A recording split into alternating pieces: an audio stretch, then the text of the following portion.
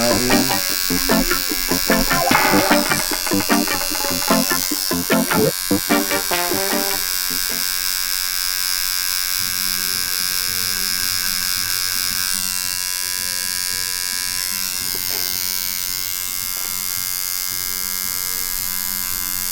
What's the weirdest thing a client has asked for? Like what?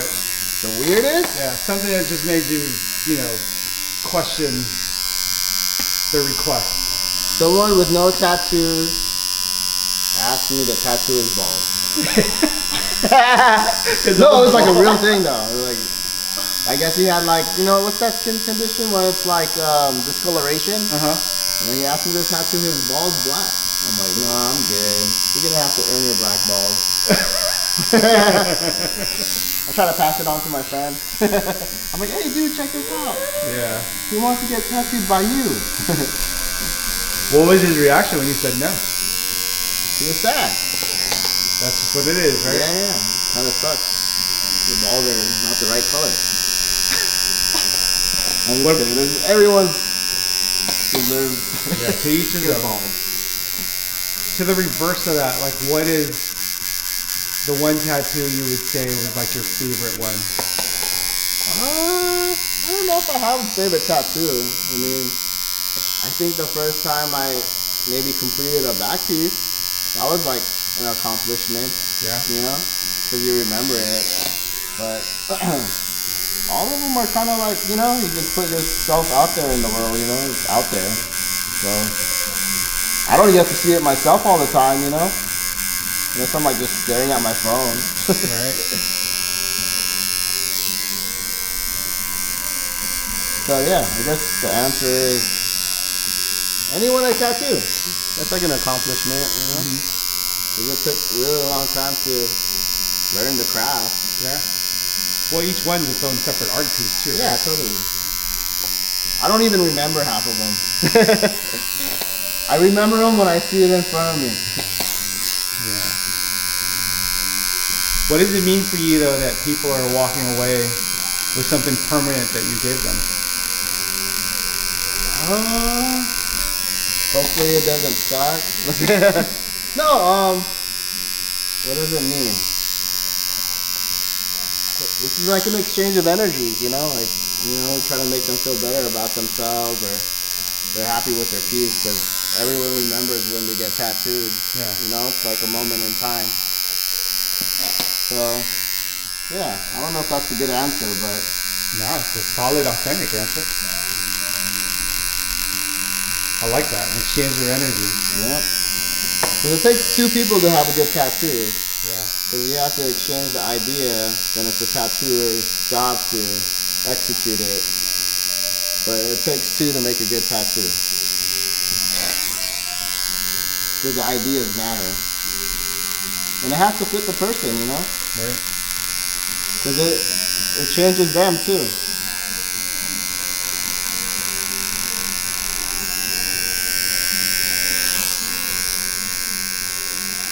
What's it like being here right in the middle of Chinatown? It's cool. It's like a time warp. A lot of cigarette smoke. Like right now I smell it. But it's very cultured.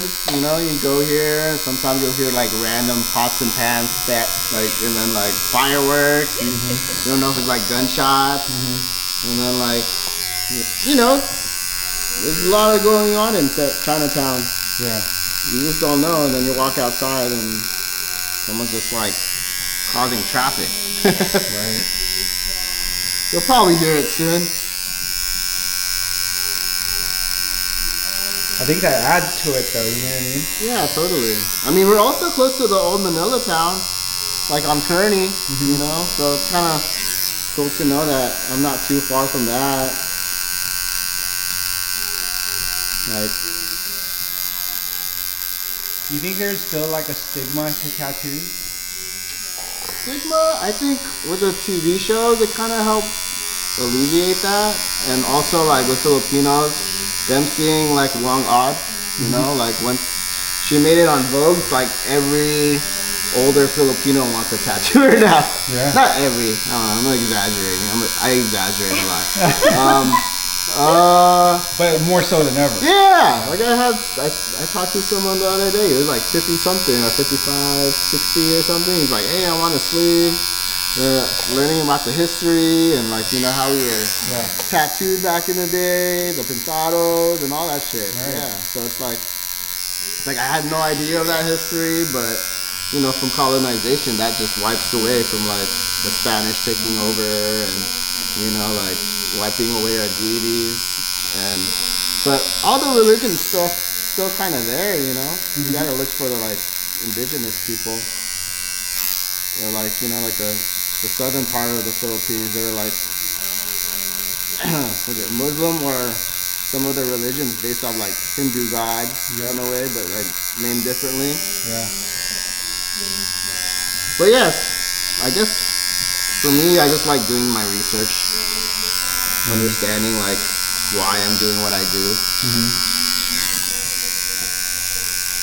That's important. Yeah. There's so much representation in tattoos, right? Yeah, there's so many different kinds. I mean, back in the day, there was like the Hawaiian tattooers, when they were shipped from the Philippines to work the field, some of them even tattooed back in the day, like in the 1900s.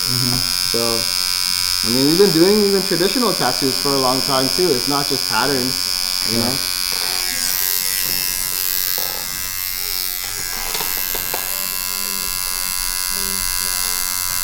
When you travel, you work at certain shops too, right? During travel? Yeah, I haven't, when I go to Asia, I try to work at my friend's shop in Thailand. It's like Black Pig. Luke's from, he grew up in, I think, Seattle. So, like, when I'm there, it's, like, super cool. And, like, the guys in the Philippines, I work at my friend's shop. Ryan was... Last time I went there, I went to Pelrose, my friend Keo and them. They just opened up a shop, so I just so happened to be there at the same time, and I hit them up and got the tattoo. It was cool. There's like the community in the Philippines is like, I think in the Philippines they get the culture a little bit later, but when they go and figure it out, they immerse themselves in it. Like, there's a big art and like skate culture there, and graffiti now, surfing. Well, it's like 20 years later, it's like what Juxtaposed was back in the day. Right. But now it just hit the Philippines, you know? But, good for them, It's cool when you go back, you see it looks fresh, Yeah. If you ever visit, you should. Their culture is cool. Kind of like feels like you're going back into time. It's funny. We actually both have tattoos from the Philippines. Yeah. I can't even remember the guy's name, but it's one of those where like a friend of a friend and a cousin, he actually came to the house and did it there. Oh, that's crazy. I think the cool thing about some of the Philippine tattoos are like the jailhouse tattoos. Like the Sputnik gang. Right. Yeah, if you look at that, it's kind of like a mashup together of like the jeepney style fucking tattoos. It's like very rough. And that's its own culture too. Yeah, totally. Yeah. People travel to see that stuff too. Yeah. But like, you kind of have to go to jail. That's the catch. You kind of have to go to jail. Well, what should I steal here then? No, I don't want to go to jail in the Philippines. I don't know what they do. Have you been? Nah, dude. No, like to visit. You say you got bullied for being small? I don't say I got bullied. I fought back. I mean, you only get bullied if someone teaches. You know what I mean? If you don't fight back. But yeah, I guess someone tried to happen. Just for being smaller, Yeah. Just back in school. Yeah. Elementary school, middle school. But it's weird because it's like be like your friends. Right. You know what I mean? Like, it's more like to check your temperature, you know? Like, is he down? Is he not? Can you fuck with him, you know?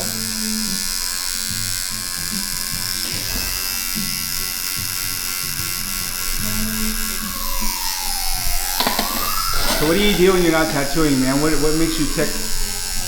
What do I do when I'm not watching tattooing? Or tattooing? Yeah. I watch tattoo stuff. Do you really? Yeah.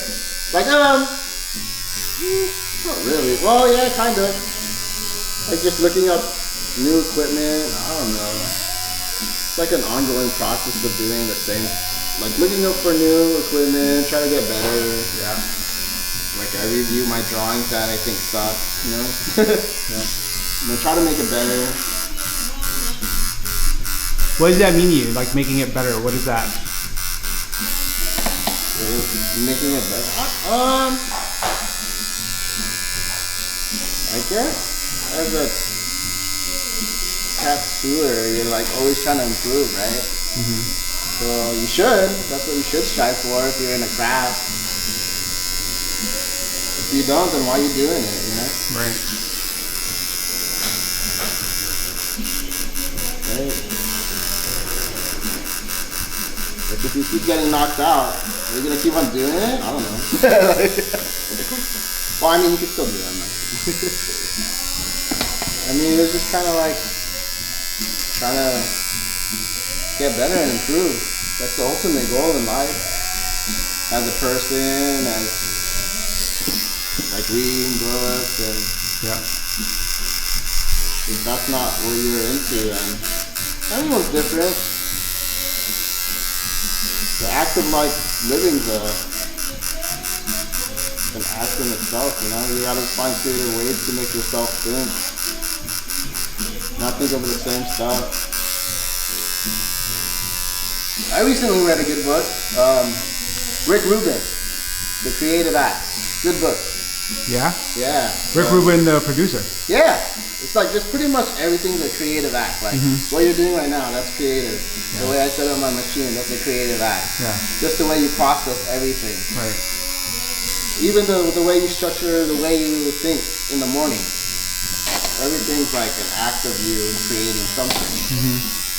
How do you respond?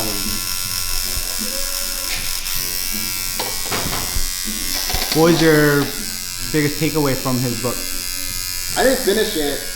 It's one of those books where you just like, it lets you reflect on, it's like a mirrored image of how you reflect and see you through what his words say. Right.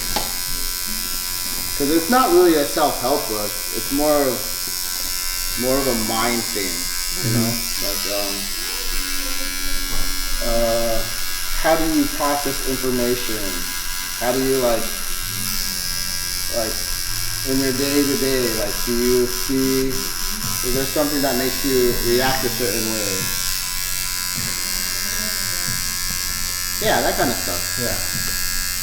Which is what interests me, is, you know, like, I don't like doing the same thing all the time. Right. I mean, I tattoo a lot, kind of doing the same thing all the time, but at least it's a different piece every time. I guess that as a kid, like I don't know, I never diagnosed myself, but I think I had ADHD. You know, like I would cut class, go to the library, and look at books. That's what I did. I'm surprised we never ran into each other at the library. Like I still go to the library to this day. It's like weird. I skipped school and I went to the library. Yeah. Could be worse. At least you were cutting class to go to the library. Yeah.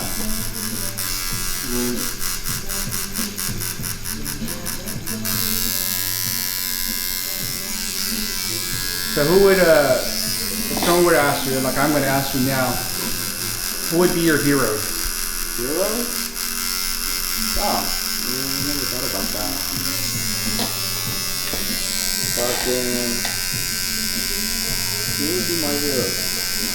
Definitely like the tattooers that I saw that were Filipino. Like for me, maybe like Regino Gonzalez. The first tattoo shop I ever stepped foot in was a Whirly shop. Just to see someone brown, Filipino, doing it, was just like a big deal, I guess. At the time, I didn't think so, but like, I'm just lucky the first shop I walked into was like Orly shop. Like, oh, maybe I could tattoo one day. There's a Filipino guy doing it. And then, like, studying to like learn about like Leo Gilueta. He's a Filipino dude that tattoos. And then like Joel Albanez goes by Leo Malaya. He does those Filipino work too. Yeah, when I tattoo, I think about like the Filipino tattoos before me when I create my stuff. Because all of them approached it a lot different. You know, like they always try to come in a way where it's just like one way. You have to be creative. Right. You're not just coming into tattooing to do like the same shit that everyone else is doing. And that's what makes their work stand out to me. But you know, everyone's different. Your apprenticeship. Oh, I did it at a shop in Burlingame. It's called Royalty Tattoo. The owner of the shop, she was actually Filipino. Her name's Sarah. I started working there in 2014. And then I just learned how to tattoo over there, you know. Kind of had to figure it out, you know, because all the guys that I work with, like Julian, my friend Julian, we were like teaching each other in a way. But, you know, tattooing is really hard. You gotta figure it out, you know. Yeah. It's not like, not every shop you work at is gonna be able to tell you how to do it right, you know. I'm assuming when you first start out, it's a lot of trial and error and Yeah, probably having to look back and just learn from mistakes, right? totally. So what would you, if there was a name for your style, what would the name be for your style? I don't want to pigeonhole it, but I just do Filipino stuff, you know? Like, half of my clients are like Filipino. I don't know if there's a name to a style, because sometimes you're just too quick to name things, you know? Yeah. Kind of have to let it age. Well, I don't know what the fuck I'm talking about, but yeah, I don't know. I don't have a name for this. Okay. It's just like, you know, I just try to tell the story of the Filipino through what they tell me and what I know. Just like Filipino American experience. You know?